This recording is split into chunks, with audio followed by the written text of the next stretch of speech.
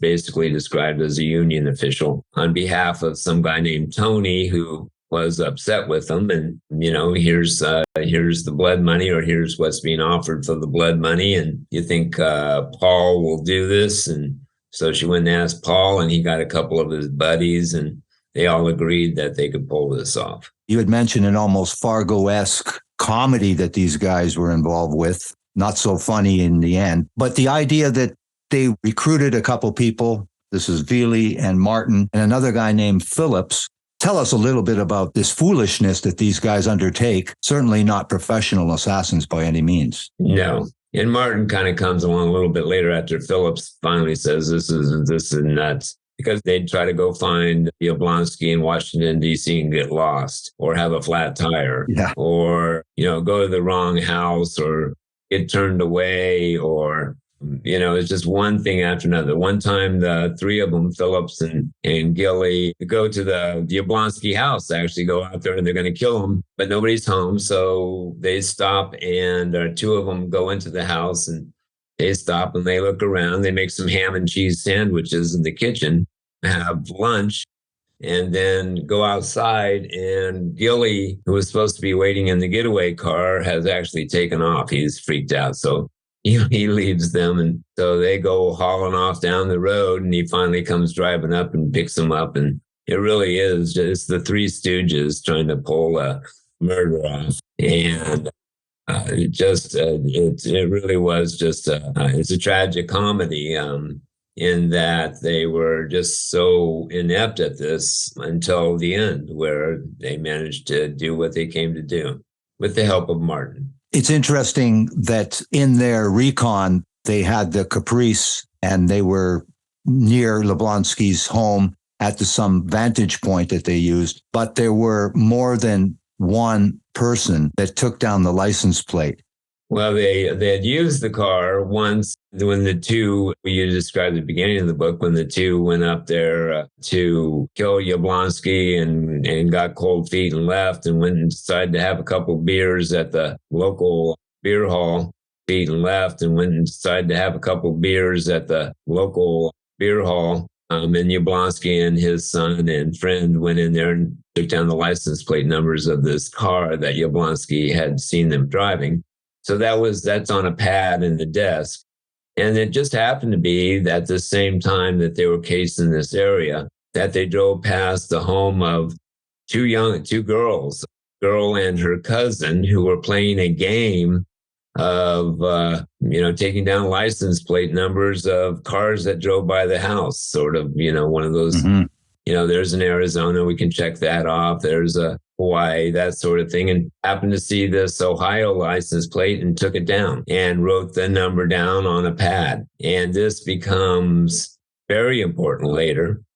It corroborates that this car was in the area, that it matches the license plate number of that Yablonsky and his son took down and left on the pad in his office. Yeah, but and this is, it's serendipitous, but it's also shows the great detective work, investigative work that went into this story, that the FBI agents, canvassed this whole area and looking for anybody who might have seen something along these lines. And by this time, I think this girl was about 14 years old. And she said, well, yeah, we happened to be playing a game that day. And I write everything down in a journal and happened to write this license plate number down, which is corroboration, which is necessary. And this all, the first time they find the license plate, Yablonsky's friend calls and finds out it belongs to Gilly's wife, Annette,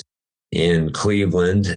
So they have these numbers and these names, but that doesn't prove anything, doesn't prove that stuff. But then all of a sudden they have this girl, and she says, yeah, they were driving around the neighborhood a few days before that, a couple weeks before that, actually. And so this is how this case was built. Was you've seen those picture puzzles that have 10,000 parts to them, 10,000 pieces. And Sprague and his FBI agents and the local agents, state police and local police, they methodically put together this 10,000 piece puzzle with little things like this. Otherwise, it doesn't happen.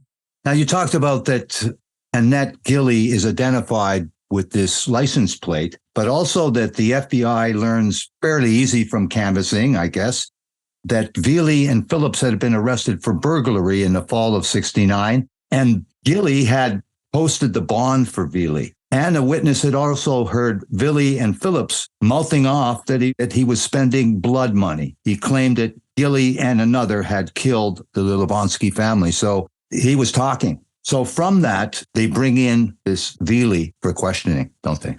Yes. It's one of those things where these type of crimes are just not committed by geniuses. Yes. So they get drunk, is shooting pool, decides he wants to be a big man. So kind of talks about this, this hit that got pulled off in Pennsylvania, and somebody hears about it and tells the police. And so they eventually pull in Veely, who's not a rocket scientist by any means. I'm probably not a firecracker scientist. And they put screws to him and they connect him. They pull Gilley in, they pull Martin in, Phillips, and they're putting the screws on these guys. And it's the old, they're talking, you better talk, or who's going to crack first and that sort of thing. So Veely is the one who cracks first and gives it all up, or as much as he knows about it. All he really knows is that it was, they're killing this guy because some guy named Tony didn't like him. It's interesting that when he asks for a deal, he thinks he has some leverage, and he asks, well, I won't testify unless I get a deal. And Dick Sprague says, no deal. And so, as you say, Veely makes up his mind at the onset of the trial the day before to say, I'll testify without a deal, and took his chances. Right. Sprague is a tough guy. And this is back in the day where prosecutors didn't just make deals just to clear their plates. He believed in justice. He wasn't going to let this guy get to walk off with being part of the murder of 3 innocent people, or even get a light sentence for that matter, just because he testified against the other guys. It's like, testify, and then we'll tell the judge you testified and take your chances. And Veely, this was a potential death penalty case. So Veely is sweating it out, and finally decides, he's rolling over. Because the difficulty for prosecutors, and that's why, the modern prosecutor messes up so much with all the plea deals going on, is that you get a witness who was part of the crime, and all of a sudden he comes in there and he testifies for the prosecution. Well, the defense attorneys turn that around and immediately start saying, well, he's just trying to save his own hide. How this guy has admitted that he killed 3 different people, and now he's trying to pin the rap on my clients to get out of it. And the prosecution, law enforcement is allowing him to do this.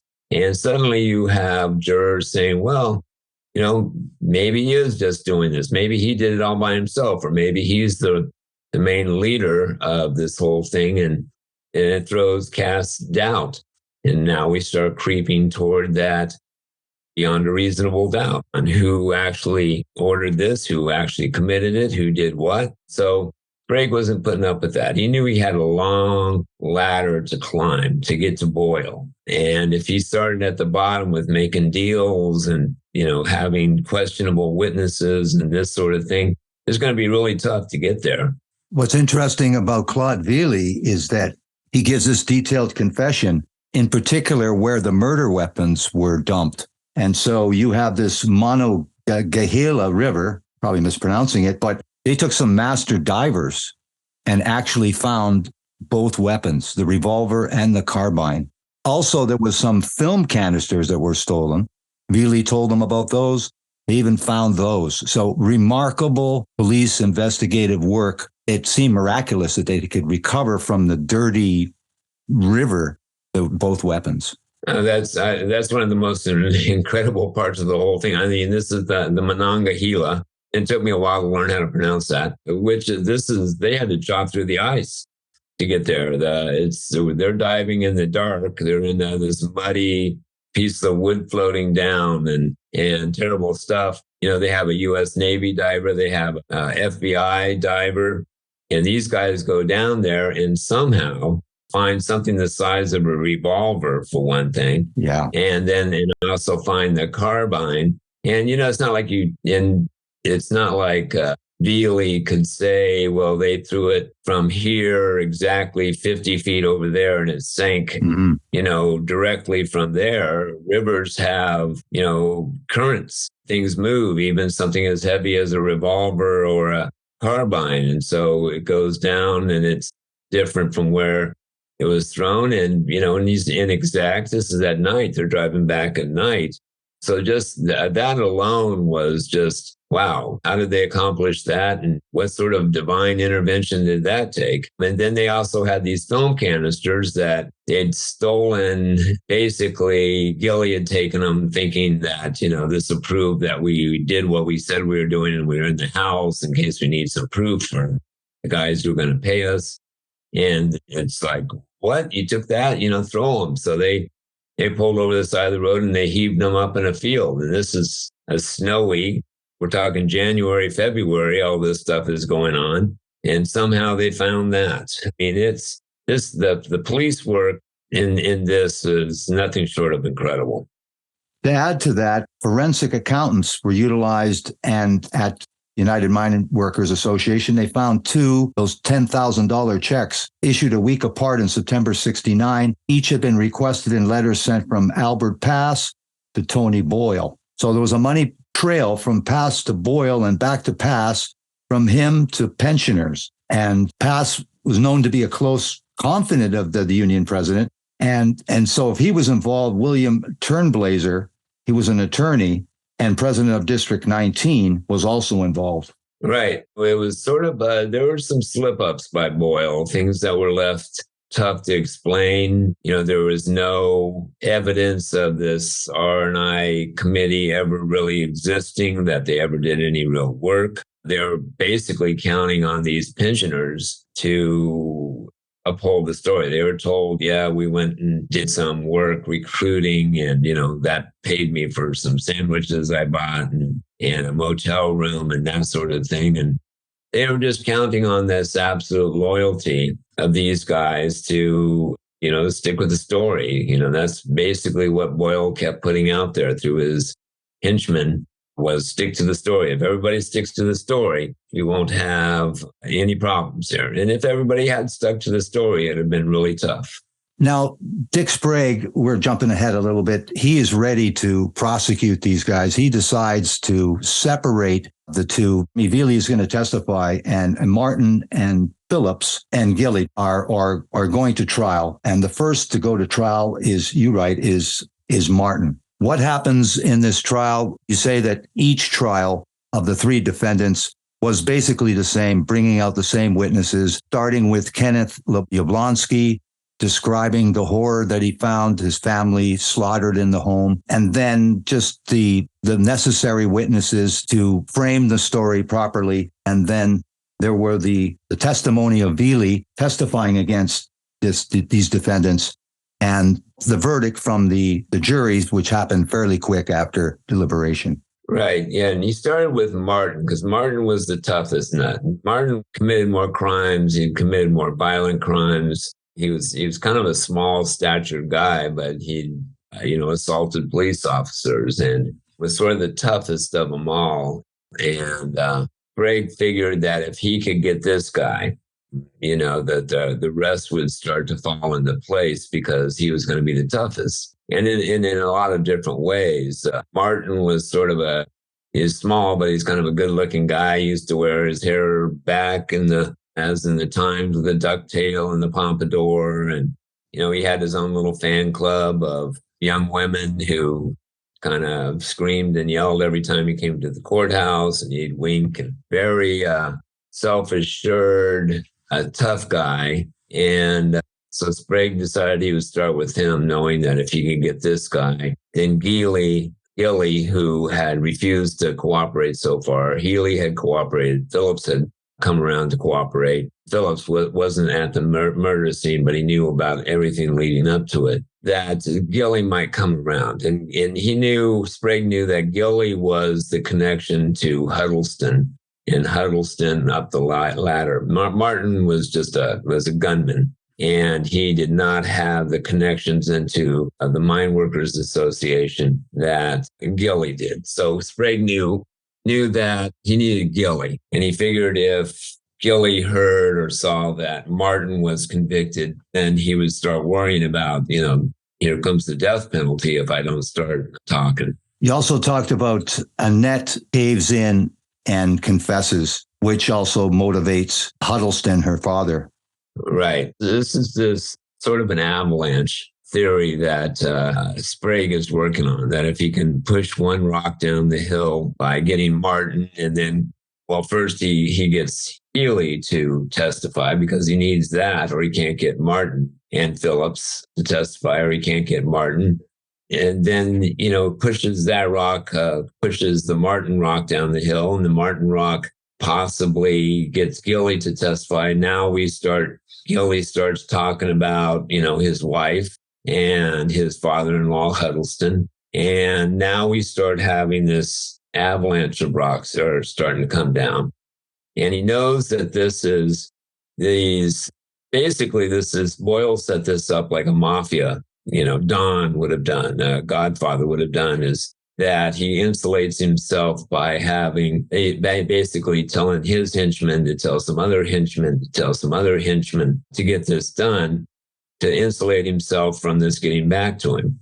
So Sprague has got to work his way up through this chain, and he can't leap from Gilly up to Boyle. And, nobody knows enough until they get closer and closer that can actually say, Boyle told us to do this. So he knows he's in for a long haul. And I mean, this is a long haul. This is, a half a dozen capital murder cases over a period of 7 or 8 years, and working with, we had needed to get and eventually get these pensioners to say, yeah, we were paid money and we were just cashed the checks and told us to give it to Albert Pass, who was going to give it to somebody else. So I'm not sure there's a lot of prosecutors who would have looked at this case and been able to lay that kind of strategy out over that many years and that many cases to get from one end to the other end. Let's use this as an opportunity to stop for a second for these messages. Now, you write that in 1972, Boyle got a 5-year prison term and fined $179,000, $50,000 also to pay back the union, but he was out on appeal. Also in June 72, the Supreme Court struck down the death penalty, which doesn't help Dick Sprague whatsoever. But the trial of Field Representative District 19, the district that said, we'll get it done, William Jackson Prater, 52 years old, this is March 13, 1973, you write that Boyle knew if Prater was convicted, that Boyle was in trouble. So what does Boyle and some other people do in terms of trying to help Jackson Prater, William Prater? Well, they kind of called in had everybody testifying that this is the line in the sand. If they get Prater, Boyle knows he's in trouble, because now Prater can start talking about Albert Pass and Boyle himself. He knows too much to just let him go. So, he's got Boyle himself goes in to testify and puts himself on the stand, and which is, of course, dangerous, because now Sprague can question him and get him under oath on some things. So this was the Waterloo. This is where they either have to get Prater acquitted, or there's going to be, it's not over. There's still a bunch of trials, and there are a lot of things could have gone wrong. But this is where they knew they needed to hold the line, or there was going to be some trouble down the line. Tell us how Dick Sprague finally is able to get Tony Boyle to trial. Well, there are a number of things that happen, and some of it is very interesting in that the work of some of the FBI agents, and even in the case of Prater, where he's convicted and is talking about and tells his wife that, well, they convicted an innocent man and, and all this sort of stuff. And his own attorney came in and said, look, you're saying you're innocent and all this sort of thing. I think we both know differently. And so what you're doing is you're leaving your wife and your sons to believe for the rest of their lives and your life bitterly that you were wronged and this is an injustice and this sort of stuff. Or you can do the right thing. You can both admit to guilt that, that justice is being served and do the right thing as far as testifying against these people farther up the line. Or you can just cling to this lie. And so, basically he comes around and agrees to testify. And what damaging things does he reveal in that testimony? That some of the meetings, some of what is said, the money trail, the who's connected to who, and they start to finally connect the people who are farther down the line, the hillbilly hitmen. At most they knew that some guy named Tony wanted this guy dead. But nobody, they didn't know enough or didn't put two and two together enough to be able to say that it's Tony Boyle. You got to have more than some guy named Tony to connect something like this complicated a case. So this is where this stuff starts to fall apart. And, Albert Pass and his connection to Tony and all the others. So this is where now they're starting to get to the higher ups, the people who could have stopped this, could have said something and didn't. But they can connect it now, start connecting it now to the higher ups and to Tony Boyle. You write that in that trial, there was a 3-hour deliberation. He was convicted of 3 counts of first-degree murder and sent to prison. However, January 28, 1977, Supreme Court of Pennsylvania reversed the murder convictions after the jury trial of Tough Tony Boyle and ordered a new trial. Right. And this was the Supreme Court of Pennsylvania. And that's, as Bob in particular in the book addressed this, is a really questionable reasoning and overturning the original conviction based on some really faulty legal maneuvering. And it sort of shows the lingering power of the United Mine Workers Association and Tough Tony Boyle and this sort of thing, that this decision was made. So they overturn it. And, of course, the idea there is, get this overturned and maybe we win the next trial, or, the government's willing to kind of let it go on some smaller thing and that sort of thing. But, Sprague went right back at it. He wasn't letting this go. So he just refiled and they prepared for trial again. Yes. You also write of the fates of Annette Gilley and her father, Silas Huddleston. You say August 74, Judge Sweet found Huddleston, 65-year-old, his daughter, Annette, was 34, and both of them guilty of second-degree murder. But they were sentenced to only 4.5 years for murder and 2 years for obstruction, 10 years probation. The pair were given new identities, you write, and released from custody and sent outside of Pennsylvania. Kernblazer was sentenced to 15 years for his testimony at the Prater trial, which you say was pivotal. And all of the research and investment or research pensioners received probation and suspended sentences. And you write about Albert Pass, who was originally sentenced to 3 life sentences. He is the person that wanted to tell the truth. And Albert Pass was the person that testified at Boyle's trial, didn't he? Yeah, Albert Pass at first, in the first trial, refused to testify, he was absolutely loyal to Boyle through that, even though he was going to go down, he was willing to go down. He was a tough, very tough Union guy and willing to do this. But Boyle made a strategic error in that he basically tried to say this is all Albert Pass's idea.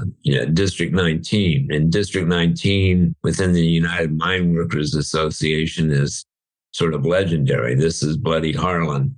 This is where the worst of the worst Union war fights were done. And Albert Pass was right in the middle of it. So Boyle, rather than returning loyalty with loyalty, I think we have now former president doing the same sort of thing where he throws loyal people under the bus. Did this with Albert Pass. And Albert Pass, interesting guy. He had a child with a severely handicapped child that was very, for as tough as he was and many other things, was very tender with, and his wife. And yet the man he has given his absolute loyalty to, throws him under the bus and tries to say this is all his fault. I had nothing to do with this. These guys made these decisions on their own. So Albert Pass decides he's going to testify against Boyle in the second trial.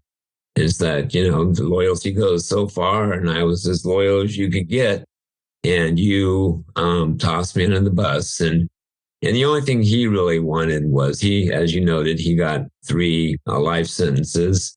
And this was true life. In those days, there was no more death penalty at the time. And he just wanted the possibility, even though he's pretty aged at that time, of one last time being able to get out of prison so that he could see his child and his wife again. But Sprague didn't make any promises, didn't guarantee him this would happen. And in the end, Albert Pass never made it back out of prison again. But he did testify against Tony Boyle, which pretty much did. Boyle no longer had any sort of escape. He made a bad mistake, to throw his one most loyal servant or worker under the bus. And finally, that was it. He'd kicked his last guy. Yeah, that was his undoing. It's interesting, too, how you portray tough Tony Boyle as anything but tough once he gets in that courtroom. Before he gets in the courtroom at press conferences, he's much different. But once in that courtroom, that facade faded, didn't it? Yeah, he's doing the act and everything else. He actually tries to commit suicide at one point and almost doesn't go to trial, trying to avoid it, but goes into a coma, but comes out of the coma and eventually is tried anyway. And then he's, shows himself as this frail old man in a wheelchair and, hoping for some sympathy from the jury of how could this poor old man have done all these sorts of things he's being accused of and that sort of thing. But that's another thing about Sprague is Sprague knew how to push this guy's buttons and got him to flash that anger and that ego and everything else. And, so Sprague was a master, not just at putting together detailed cases, but as a trial lawyer. He knew how to work the courtroom and he knew how to push the buttons on defendants and witnesses and how to get the jury to look in the direction he wanted them to see the defendant or the witness. And there aren't many like Dick Sprague anymore. Yeah, you're right. How relentless he was. 18-hour days, 7 days a week with a total recall of events and particulars. So it really benefited him, especially in this. But his tenacity, you say that he will end up in the pantheon of the just. Yes. I think that's Bob's wording, but if there is such a thing that Dick Sprague, and he proved it throughout his career in many other ways, many other cases, yes, that he was what you wanted in a prosecutor. I mean, he was fair. He didn't go after cases where he didn't think he could prove guilt beyond reasonable doubt. He believed in the way the system should work, but was relentless in the pursuit of justice. Yes. And he had an incredible winning record as well. Yes, he did. I want to thank you very much, Steve Jackson, for coming on and talking about Coal Country Killing, a culture, a union, and the murders that changed it all. For those that might want to take a look at this book, can you tell us about your social media website? Can you tell us about that? Well, the easy way to find the book is to go to wbp.bz/CCK. That's wbp.bz/CCK for Coal Country Killing. And that'll take you right to the Amazon page, and you can read about the book. You can also go to wildbluepress.com and find the book there. And you can either find it by going to my pages on the website or just straight to the book, and it'll give you some information about it. But it is, I've done, I think, a good dozen true crime books, and I think this was the most incredible of those as far as the investigation and putting together a trial and and the significance of it. This is, we've forgotten this case in a lot of places, but this is the end of the 60s. So you have John F. Kennedy has been assassinated, and Martin Luther King has been assassinated, and Robert Kennedy has been assassinated. And while we often don't think of Union candidates for presidency as being in that same area, it was an assassination, and a political assassination that reverberated through this country. It changed the entire culture of the United Mine Workers Association. It changed some of the culture in Appalachia. Was that Jacques Leblonsky had wanted to instill, for instance, Black Lung medical health for coal miners, better pensions, better income, education, these sort of things. The things that Jacques Leblonsky tried to champion and was killed before he could instill it, they came to fruition, in part because of his death. Yes. I want to thank you very much, Steve Jackson. Coal Country Killing, a Culture, a Union, and the Murders That Changed It All. Thank you very much for this interview, and you have a great evening. Good night. You too, Dan. Goodbye.